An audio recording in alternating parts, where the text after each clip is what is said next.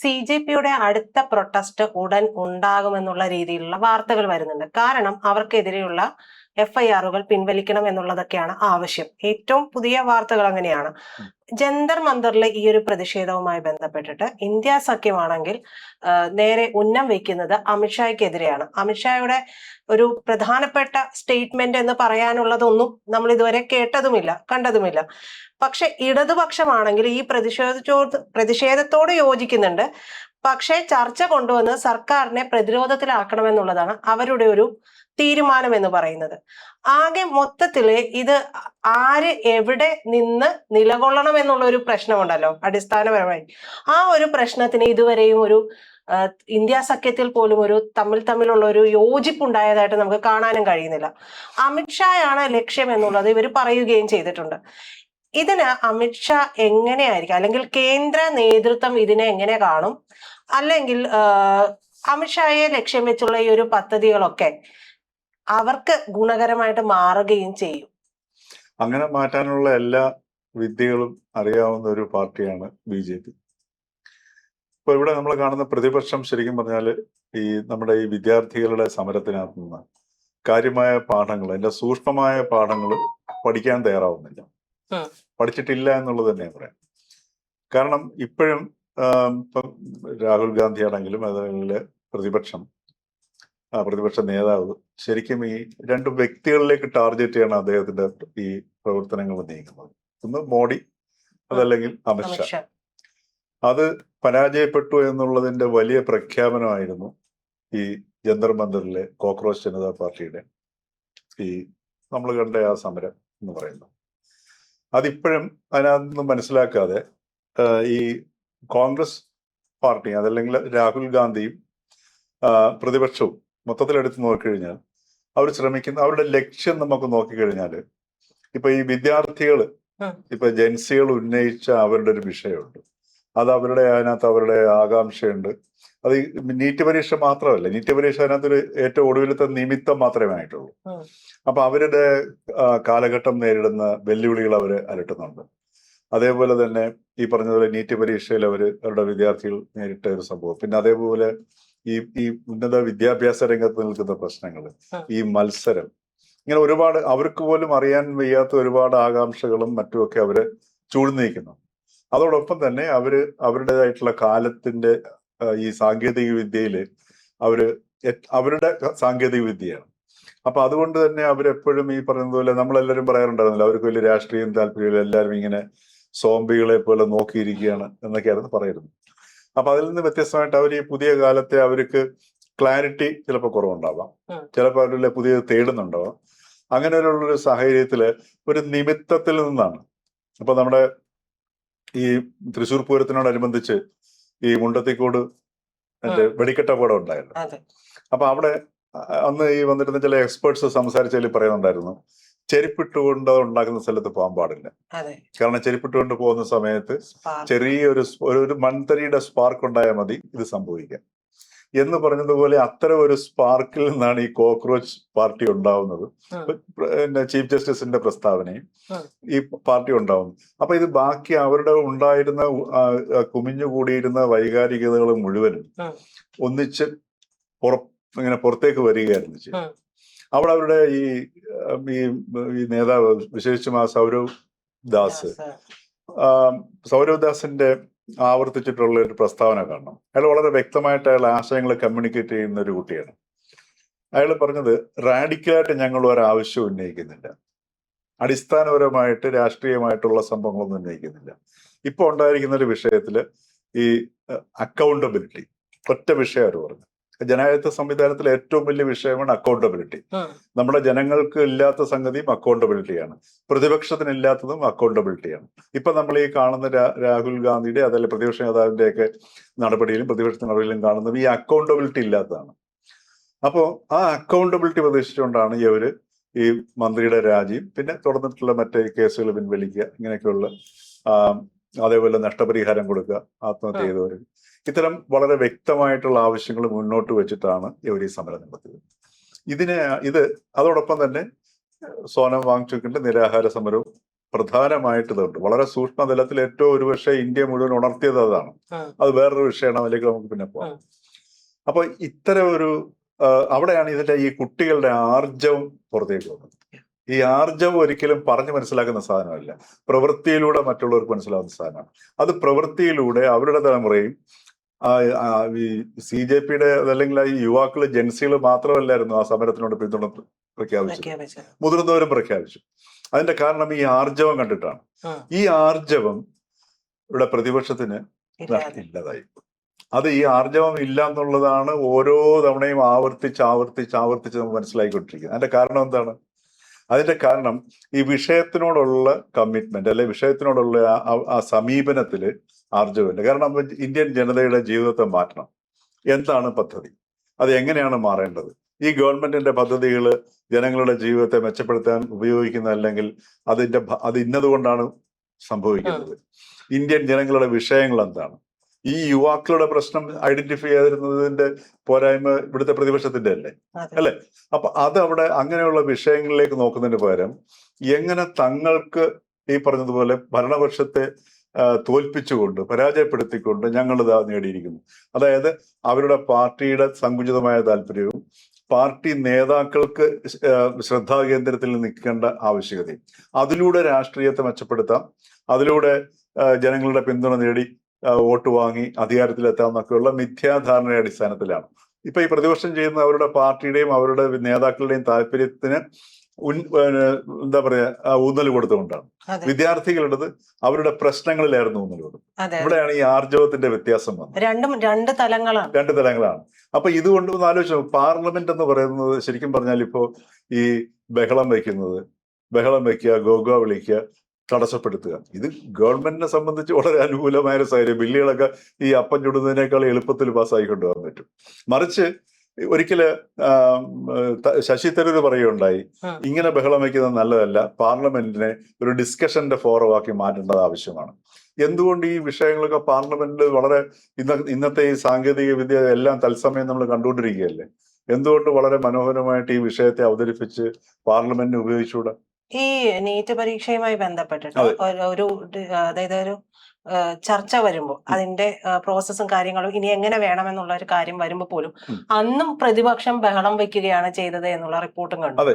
അപ്പൊ ഈ ചർച്ചയല്ല വേണ്ടത്, ബഹളമാണ് വേണ്ടത് എന്ന് പറയുന്നത്. ഇത് ഈ കുട്ടികൾ തന്നെ കണ്ടിട്ട് സത്യം പറഞ്ഞാൽ ഈ മുതിർന്നവരുടെ പെരുമാറ്റം കണ്ട് കുട്ടികൾ ചീത്തയാവുന്ന പറയുന്നത്.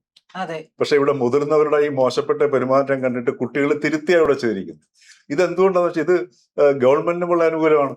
ഈ ബഹളം ഉണ്ടാക്കി കഴിഞ്ഞു കഴിഞ്ഞാൽ ഈ പറഞ്ഞതുപോലെ ബില്ലുകൾ പാസ്സാക്കുകയും വിഷയങ്ങൾ തിരിച്ചുവിടുകയും ഈ പറഞ്ഞതുപോലെ പ്രതിപക്ഷത്തിന് മോശമായിട്ട് ചിത്രീകരിക്കാനുള്ള അവസരം കിട്ടുകയൊക്കെ ചെയ്യും.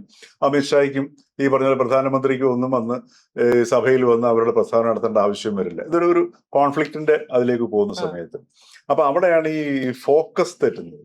രാഹുൽ പ്രതിപക്ഷത്തിന്റെ മുഖ്യ ശ്രദ്ധയുടെ കേന്ദ്ര ബിന്ദു എന്താണ്? അത് ജനങ്ങളാണോ അതോ അവരാണോ? വിദ്യാർത്ഥികളുടെ ജനങ്ങളുടെ വിഷയമായിരുന്നു. സാർ, ഇതില് കോൺഗ്രസിനെയും ഇവർ തള്ളി പറയുന്നുണ്ട്, ഈ കുട്ടികൾ തള്ളി പറയുന്ന ഒരു സാഹചര്യമുണ്ട്. പക്ഷെ ഇതിൽ നിന്ന് നമ്മൾ തിരിച്ച് അമിത്ഷായിലേക്ക് വരുമ്പോൾ എന്റെ ഒരു ക്യൂരിയോസിറ്റി അവിടെയാണ്. ഇതിനെ എങ്ങനെ കേന്ദ്രം, അതായത് അഭിജിത് ദീപ്കെ കൃത്യമായി പറയുന്നുണ്ട്, പ്രധാൻ രാജിവെച്ചില്ലെങ്കിൽ അടുത്ത ആവശ്യം മോദി ആയിരിക്കും എന്ന് പറയുന്നുണ്ട്. അവിടെ നിന്നാണ് പ്രധാന്റെ രാജിയിലേക്ക് പോകുന്നത്. അപ്പൊ അവിടെ ഒരു ക്രൈസിസ് ഇവർക്കിടയിൽ വന്നിട്ടുണ്ട്, അതായത് BJP-യിൽ വന്നിട്ടുണ്ട് എന്നുള്ളത് ഉറപ്പാണ്. അപ്പോ ഇനി അമിത്ഷാ, എല്ലാവരും കാത്തിരിക്കുന്നതും ഒരു ആഭ്യന്തരമന്ത്രി എന്നുള്ള നിലയിൽ അമിത്ഷായുടെ സ്റ്റേറ്റ്മെന്റിന് വേണ്ടിയിട്ട് സത്യത്തിൽ രാജ്യം മുഴുവനും കാത്തിരും. ഒന്ന് പൊങ്കാല ഇടാനാണ്, ഒന്ന് അതിനെ വിമർശിക്കാനാണ്. കാരണം രണ്ടും ഉണ്ടല്ലോ, രണ്ട് തലത്തിലേക്കാണ് ഇപ്പോ, രണ്ട് കാറ്റഗറി ആയിട്ട് മാറിയിട്ടുണ്ട് സോഷ്യൽ മീഡിയ പോലും എന്ന് എനിക്ക് തോന്നി. അപ്പോ അമിത്ഷാ ഇതിനെ എങ്ങനെ നേരിടും? കാരണം എല്ലാത്തിന്റെയും ബുദ്ധി കേന്ദ്രം എന്ന് പറയുന്നത് അമിത്ഷാ ആണല്ലോ. അമിത്ഷായ്ക്കുള്ള ബുദ്ധിമുട്ടെന്ന് പറഞ്ഞു കഴിഞ്ഞാൽ രണ്ട് വിഷയത്തിലാണ് അമിത്ഷായ്ക്ക് ബുദ്ധിമുട്ട് വരുന്നത്. മറുപടി പറയാൻ, ഇന്ത്യൻ ജനതയുടെ മുമ്പിൽ മറുപടി പറയാൻ ബുദ്ധിമുട്ടാണ്. എന്റെ കാരണം ഒന്ന്, ഈ പെല്ലറ്റ് ഗൺസ് ഉപയോഗിച്ചത്. കാരണം അത് വളരെ വ്യക്തമായി കഴിഞ്ഞു, തെളിവായി കഴിഞ്ഞു. പിന്നെ രണ്ട്, ബീഹാറില് സിവാനില് AK-47 ഉപയോഗിക്കുന്നു, വെടിവെക്കുന്നു. ഈ AK-47 മാത്രം തന്നെ മതി, ഒന്ന് ആലോചിച്ച് നോക്കുക. അപ്പൊ അതിനെന്ത് മറുപടിയാണ് പറയുന്നത്? അതായത് അത് സംവിധാനത്തിന്റെ പ്രശ്നമാണ് കാണിക്കുന്നത്. ഇപ്പൊ അവിടെ ഇപ്പൊ നിലവിലുള്ള സിസ്റ്റത്തിന് ഇപ്പൊ അവിടെയാണ് ഈ യഥാർത്ഥത്തിൽ അമിത്ഷാ മറുപടി പറയേണ്ടത്. അതായത് ഈ സംവിധാനമാണ്, അല്ലാതെ പോലീസുകാരന് ഒറ്റയ്ക്ക് കുറ്റം പറയാനും പറ്റത്തില്ല. ഈ സംവിധാനത്തിന്റെ കൃത്യതയില്ലായ്മയോ അതല്ലെങ്കിൽ അതിന്റെ ഇൻഡിസിപ്ലിൻ കൊണ്ടാണ് ഈ പറഞ്ഞതുപോലെ ബീഹാറിൽ ആ ഒരു പോലീസുകാരൻ വിദ്യാർത്ഥികൾ കയറി AK-47 തോക്കെടുത്ത് ആകാശത്തേക്ക്. അതിനെതിരെ സുപ്രീം കോടതിയും ഇടപെടുകയൊക്കെ ചെയ്തു. സുപ്രീം കോടതിയും പറഞ്ഞിരിക്കുന്നത് വിദ്യാർത്ഥികളുടെ സമരത്തെ ഇങ്ങനെയല്ല നേരിടേണ്ടത്. അപ്പൊ ഇവിടെ തുടക്കത്തിൽ ഒരു വിചാരിച്ചിരുന്നത് നമ്മുടെ അന്തരീക്ഷത്തിൽ മൊത്തത്തിലൊരു ഭയം സൃഷ്ടിക്കുന്നു എന്നുള്ള ഒരു സംഗതിയാണ്. ആ ഭയത്തിന്റെ കൃഷിക്കാരെന്ന് പറയുന്നത് ഇവിടുത്തെ പ്രതിപക്ഷവും ഇവിടുത്തെ ബുദ്ധിജീവികളും ഇവിടുത്തെ കോളംനിസ്റ്റുകളുമായിരുന്നു. ഈ ഭയത്തിന് ഒറ്റയ്ക്ക് അന്തരീക്ഷത്തിൽ ജീവിക്കാൻ പറ്റത്തില്ല, വ്യക്തികളുടെ പറ്റത്തുള്ളൂ. നമ്മുടെ കോളംനിസ്റ്റുകളെല്ലാം എടുത്ത് നോക്കുക. കോളംനിസ്റ്റുകളെല്ലാം ഇരുന്ന് എപ്പോഴും എഴുതുന്നത് ഇവിടെ ഭയമാണ് വാഴുന്നത്. മനസ്സിലായല്ലേ? സത്യത്തിൽ അങ്ങനെ ഒരു ഭയം ഇത് സർക്കാരിന് പല അനുകൂല ഘടകമായി. ഈ ഭയത്തിന്റെ അന്തരീക്ഷം സൃഷ്ടിക്കുന്ന കാരണം ഈ ഒരു ഭയത്തിനെ നല്ല സുന്ദരമായിട്ട് ഈ ഭരണാധികാരികൾ ഉപയോഗിക്കും. ഇപ്പൊ പിണറായി വിജയൻ ഇത് തന്നെയായിരുന്നു രീതി. അദ്ദേഹം ഒരു ഭയത്തിന്റെ അന്തരീക്ഷം സൃഷ്ടിച്ചു. അപ്പൊ അദ്ദേഹത്തിന്റെ അടുത്ത് മാധ്യമപ്രവർത്തകർക്ക് ചോദിക്കാനും അടുത്ത് പോകാനും ഒക്കെ പേടിയായിരുന്നു. അപ്പൊ ഈ പേടി നമ്മളിലാണോ? നമ്മുടെ കുഴപ്പമാണത്. ജനായത്ത സംവിധാനത്തിൽ പേടിക്ക് യാതൊരു സ്ഥാനവുമില്ല. അപ്പൊ ഇവിടെ ഈ കോളംനിസ്റ്റുകളാണെങ്കിലും പ്രതിപക്ഷമാണെങ്കിലും പറയേണ്ടത് ഇത് ജനായത്ത സംവിധാനമാണ്. ജനായത്ത സംവിധാനത്തിൽ പേടിക്കൊരു സ്ഥാനമില്ല. പേടിയുടെ അഭാവത്തിനെയാണ് ജനായത്തം എന്ന് പറയുന്നത് എന്ന രീതിയിൽ ഇതിനെ കണ്ട് ജനങ്ങൾക്കും ആ ഒരു ബോധം വരികയും പേടി ഇല്ലാണ്ടാവുകയും ചെയ്യും. മനസ്സിലായല്ലേ? ഇപ്പൊ ഉദാഹരണത്തിന് ഈ പറഞ്ഞ അടിയന്തരാവസ്ഥയാണ് ഇപ്പൊ നിലനിൽക്കുന്ന പറയുന്നത്. അപ്പൊ സ്വാഭാവികമായിട്ട് ഇത് കേൾക്കുന്ന വ്യക്തികൾക്ക് പേടിയാണ്. ഇനി എന്തെങ്കിലും സംഭവിച്ചു കഴിഞ്ഞാൽ പിടിച്ചാകത്തിരുവോ, ഇങ്ങനെയൊക്കെയുള്ള സംശയങ്ങൾ വരികയാണ് ചെയ്യുക. മറിച്ച് അതിനെയാണ് ഈ യുവാക്കൾ ബ്രേക്ക് ചെയ്തത്. മനസ്സിലായില്ലേ? ആ യുവാക്കൾ അതിനെ അങ്ങോട്ട് ഗംഭീരമായിട്ട് ബ്രേക്ക് ചെയ്തു. പക്ഷെ ഇപ്പൊ നമ്മൾ യുവാക്കളെ മനസ്സിലാക്കേണ്ടത് അവരും ഈ ഭയത്തിനെയാണ് ഉപയോഗിക്കുന്നത്. അവിടെയാണ് ഇതിന്റെയൊക്കെ പ്രോബ്ലംസ് വരുന്നത്. ഇപ്പോ വീണ്ടും വീണ്ടും ഒരു അറിയിപ്പ് ഈ CJP പറയുന്നത് ഇപ്പൊ സൗരവ് ദാസിന്റെ പ്രസ്ഥാനം വന്നിട്ടുണ്ട്. ബീഹാറിലൊക്കെയുള്ള കേസുകൾ എടുത്തിട്ടുള്ളത് പിൻവലിക്കാം എന്ന് പറയുന്നുണ്ട്. ആ പിൻവലിക്കുക എന്ന് പറയുന്നതിന് പ്രായോഗിക തലത്തിലേക്ക് വരുമ്പോൾ അത്ര എളുപ്പമല്ല. കാര്യം കുറ്റകൃത്യം ശരിക്കും ബോധപൂർവ്വം നടത്തിയിട്ടുള്ള ആൾക്കാരുണ്ടെങ്കിൽ അത് കുറ്റകൃത്യം നടപടി സ്വീകരിച്ചേ പറ്റൂ. അത് നിയമവ്യവസ്ഥയോടെ, കാരണം നമുക്ക് നിയമവ്യവസ്ഥ ഇത് ലംഘിച്ചു മുമ്പോട്ട് പോകാൻ പറ്റത്തില്ലല്ലോ. അതേ സമയത്ത് ചർച്ച ചെയ്തിട്ട് ഇപ്പൊ ഈ പറഞ്ഞതുപോലെ എല്ലാ സമരങ്ങളിലും നിയമലംഘനം ഉണ്ടാവും. ആ സമരങ്ങളിൽ അനുവദനീയമായിട്ടുള്ള അല്ലെങ്കിൽ അപകടകരമല്ലെന്ന് തോന്നുന്ന, സ്വാഭാവികമാണെന്ന് തോന്നുന്ന നിയമലംഘനങ്ങളും ഈ പറഞ്ഞതുപോലെ കുട്ടികളെടുത്ത് പൊറുക്കാൻ കഴിയുന്ന രീതിയിലുള്ള പ്രതിഷേധങ്ങളും ഒക്കെ ഒഴിവാക്കിക്കൊണ്ട് കുറ്റകൃത്യം ചെയ്ത് ബോധപൂർവം ഈ പറഞ്ഞതുപോലെ സൗരവ് ദാസ് തന്നെ പറയുന്നുണ്ട് അവരുടെ സമരത്തില് ആന്റി സോഷ്യൽ എലമെന്റ്സ് ഇല്ല. പക്ഷെ നമ്മൾ ഒരുപാട് ആന്റി സോഷ്യൽ എലമെന്റ്സ് ഈ സമരത്തിനോട് അനുബന്ധിച്ച് കാണുകയും ചെയ്തിട്ടുണ്ട്. അപ്പോ കുട്ടികൾക്കെതിരല്ല, ഇത്തരത്തിലുള്ള ആന്റി സോഷ്യൽ എലമെന്റ്സിനെതിരെ ഒരു സർക്കാർ എന്നുള്ള നിലയിൽ അവർക്കത് എന്താ പറയാ നടപടി എടുക്കാതിരിക്കാൻ സാധിക്കും. അല്ല, അത് കുറ്റകൃത്യം എന്നുള്ള സംഗതി നടന്നിട്ടുണ്ടെങ്കിൽ അതിന് നിയമ നടപടികൾ സ്വീകരിച്ചേ പറ്റൂ. അപ്പൊ അവിടെയാണ് ഈ സമരത്തിന്റെ ഭാഗമായിട്ട് ഇപ്പൊ ഈ പറഞ്ഞതുപോലെ ഒരുപാട് നമ്മൾ ഇങ്ങനെ നിയമത്തിന്റെ കണ്ണിലൂടെ നോക്കുകയാണെങ്കിൽ ഒരു സമരത്തിൽ ഒരുപാട് നിയമലംഘനങ്ങൾ കാണാൻ പറ്റും. പക്ഷെ അപകടകരമില്ലാത്ത രീതിയിലുള്ള പ്രതിഷേധങ്ങൾ നടത്തിയോ അതല്ലെങ്കിൽ ചെറിയ രീതിയിലുള്ള കുട്ടികളുടേതായ ഭാഗത്തു നിന്നുണ്ടാവുന്ന ആവേശം ആ പ്രായത്തിന്റെ അത് പരിഗണിക്കണം. അത് പരിഗണിച്ചുകൊണ്ട് ഒരു പൊതു സമരത്തിന്റെ ഒരു ഭാഗമായിട്ടുണ്ടായതാണ്. ബോധപൂർവമുള്ള ഒരു ക്രിമിനൽ മൈൻഡോട് കൂടിയല്ല ഒരു ചെയ്തെന്നുള്ളത് ബോധ്യമുള്ള കേസുകളൊക്കെ ഉണ്ടാവില്ല. അത്തരം കേസുകൾ ഒഴിവായിക്കൊണ്ട് അതങ്ങനെ ഇപ്പം ഈ പ്രായോഗികമായിട്ട് വരുമ്പോൾ അങ്ങനെയൊക്കെ തന്നെ നടക്കുകയുള്ളൂ. അപ്പൊ ഞാൻ പറഞ്ഞു വന്നത് ഇപ്പൊ ഈ സൗരവ് ദാസിന്റെ ഇന്നത്തെ ഒരു ഈ അനൗൺസ്മെന്റ്, ബീഹാർ ഗവൺമെന്റും കേസുകൾ പിൻവലിക്കും, അതല്ലെങ്കിൽ ഞങ്ങൾ ശക്തമായ പ്രക്ഷോഭം തുടങ്ങും, അവിടെയും അവർ ഉപയോഗിക്കുന്നത് ഭീതിയാണ്. മനസ്സിലായില്ലേ? ഇപ്പൊ ഇത് തന്നെയാണ് കേന്ദ്ര സർക്കാരും ഉപയോഗിച്ചത്. പ്രതിപക്ഷത്തിന്റെ ഭാഗത്തുള്ളവരും ഈ ബുദ്ധിജീവികളും സാമൂഹിക ചിന്തകരും സെക്യുലറിസ്റ്റുകളും എല്ലാം ഈ ഭയത്തിനെ കൃഷി ചെയ്ത് കൊടുക്കുകയും ചെയ്തു. അപ്പൊ അതുകൊണ്ട് സർക്കാരിനും വളരെ അനുകൂലമായ അവസ്ഥയുണ്ടാക്കി. ഈ ഭയത്തിനെ നന്നായിട്ട് ഉപയോഗിച്ചാൽ മതി. മറിച്ച് ഇത് ജനായത്ത സംവിധാനമാണ്. ജനങ്ങൾ ഒന്നിച്ചിറങ്ങിക്കഴിഞ്ഞാൽ ഈ പറഞ്ഞ പോലെ അവരുടെ ഇംഗിതം നടപ്പിലാക്കുകയല്ല, നിവൃത്തിയില്ല. ഇപ്പൊ നമ്മൾ ശരിക്കും പറഞ്ഞാൽ ഒരു ജനായത്തത്തിന്റെ ശക്തി ഇതിനകത്ത് കാണണം ഈ സമരത്തിനകത്ത്. അതായത് നമ്മളൊരു മന്ത്രിയെ തിരിച്ചു വിളിക്കാതിരിക്കും. അയാൾ യോഗ്യനല്ല. ഇപ്പൊ ഉദാഹരണത്തിന് വിദ്യാഭ്യാസത്തിന്റെ ഭാഗമായിട്ട് എന്തിനാണ് കോമ്പറ്റിറ്റീവ് എക്സാം നടക്കുന്നത്? യോഗ്യരായവരെ കണ്ടെത്താൻ വേണ്ടിയിട്ടാണ്, അതെ. അല്ലെ? ഇപ്പം ഒരു മെഡിക്കൽ ഫീൽഡ് പഠിക്കാൻ യോഗ്യനായിട്ടുള്ള വ്യക്തികൾ കണ്ടെത്തുക, അതുപോലെ എഞ്ചിനീയറിംഗ് മേഖലയിൽ പഠിക്കാൻ യോഗ്യത കണ്ടെത്തുക. അത് ആ യോഗ്യരായിട്ടുള്ളവർ വന്നില്ല എന്നുണ്ടെങ്കിൽ വലിയ അപകടമല്ലേ, അല്ലെ? അതെ. ഭാവി രാജ്യത്ത് മനുഷ്യരുടെ ജീവൻ തന്നെ അപകടത്തിലാവും. അപ്പൊ അങ്ങനെ യോഗ്യരായവരെ കണ്ടെത്തേണ്ട ഒരു പിന്നെ ഒരു അതിനെ ചുമതല വഹിക്കുകയും സമൂഹത്തിലെ വിദ്യാർത്ഥികളെ യോഗ്യരാക്കാൻ ഉതകുന്ന രീതിയിൽ നയരൂപീകരണങ്ങളും ഒക്കെ സൃഷ്ടിക്കുകയൊക്കെ ചെയ്യേണ്ട ചുമതലയാണ് ആ സിസ്റ്റത്തിന്റെ ചുമതല വഹിക്കുന്ന മന്ത്രിക്കുള്ളത്. ആ മന്ത്രിക്ക് യോഗ്യതയില്ല എന്നുള്ളതാണ് ഈ തെരഞ്ഞെടുപ്പ് ഇല്ലേ റൈറ്റ് ടു റീകോൾ അല്ലെ, ആ മന്ത്രിക്ക് ഈ വിദ്യാഭ്യാസം വകുപ്പ് പിന്നെ ഭരിക്കാനുള്ള യോഗ്യതയില്ല എന്ന് വന്നിരിക്കുന്നു. അതുകൊണ്ടാണ് വിദ്യാർത്ഥികൾ പറഞ്ഞത് തിരിച്ചു അദ്ദേഹത്തിനെ മാറ്റുമെന്ന് പറയുന്നത്. അവിടെയാണ് അക്കൗണ്ടബിലിറ്റി വരുന്നത്, ജനാധിപത്യ സംവിധാനത്തിലെ അക്കൗണ്ടബിലിറ്റി. ആ അക്കൗണ്ടബിലിറ്റിയാണ് ഈ പറയുന്നത് നമ്മളുടെ വോട്ട് വാങ്ങി നമ്മൾ തന്നെ തിരഞ്ഞെടുത്താണ്, അവർക്ക് പ്രത്യേകിച്ച് പവേഴ്സ് ഇല്ലല്ലോ. അപ്പൊ ആ അക്കൗണ്ടബിലിറ്റിയാണ് ഈ സമരത്തിലൂടെ അവർ എസ്റ്റാബ്ലിഷ് ചെയ്തിരിക്കുന്നത്. അപ്പൊ അത് ഈ പറഞ്ഞതുപോലെ ആ അക്കൗണ്ടബിലിറ്റിയുടെ ഭാഗമായിട്ട് തന്നെയാണ് ഇപ്പൊ ഈ അമിത്ഷാ ഇതിനെന്താണ് പറയുന്നത്. നമ്മുടെ മുമ്പിലുള്ള ഏറ്റവും വലിയ ചോദ്യമല്ലേ ഇപ്പൊ ഈ പെല്ലറ്റ് ഗൺസ് ആ കുട്ടികളുടെയൊക്കെ ദേഹത്ത് പതിച്ചിരിക്കുന്ന ആലോചിച്ച് നോക്കൂ. കുട്ടികളുടെ പിന്നെ കണ്ണിൽ കൊണ്ടാ കണ്ണു പോവാം, അല്ലെ? അതേപോലെ തന്നെ AK-47 എടുത്ത് അവിടെ ഇത് ചെയ്തിരിക്കുന്നു. അപ്പൊ അതൊരു ജനാധിപത്യ സംവിധാനത്തിൽ ഒരിക്കലും അനുവദിക്കാൻ പറ്റുന്ന സംഗതിയല്ല. അവിടെയാണ് ഈ അമിത്ഷായുടെ പ്രസ്താവന വരേണ്ടതും അതേപോലെ തന്നെ പ്രധാനമന്ത്രിയുടെ പ്രസ്താവന വരേണ്ടതും അവിടെയാണ്. പ്രധാനമന്ത്രി ഇപ്പം ഇൻസ്റ്റാഗ്രാമിലൂടെ ജനങ്ങളോട് സംവദിക്കുന്നുണ്ട്, മന്ത്രിമാരോട് സംവദിക്കാൻ പറയുന്നുണ്ട്.